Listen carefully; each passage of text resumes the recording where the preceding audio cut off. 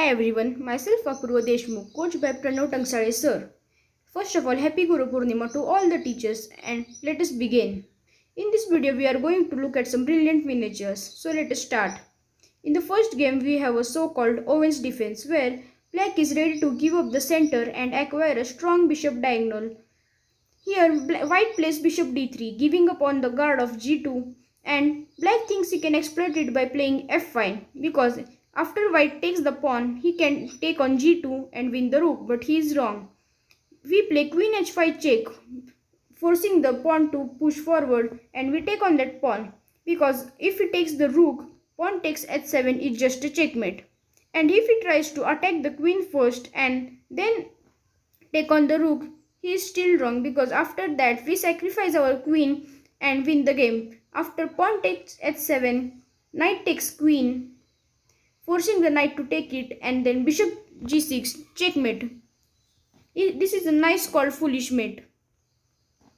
In the next game, we have a Danish gambit where white sacrifices two pawns for an active gameplay and piece development, where black lacks in the piece development, where white has too many open diagonals and pieces to attack, so black has to play properly.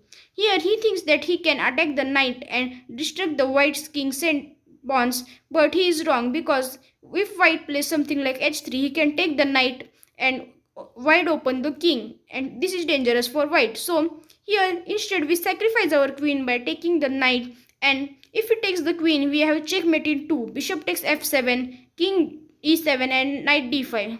A very beautiful smothered checkmate by white's pieces. So how was the game?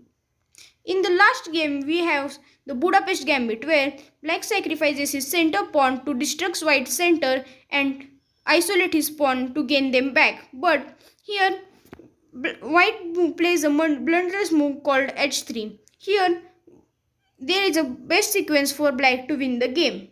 Knight takes f7, forking the queen and the rook. White has to take it, and here comes the best distraction move, bishop g3, forcing the king to not go back and take the bishop and then win the queen. This is the best example of distraction. Here white king came from e1 to g3, dislocating the queen and winning the game.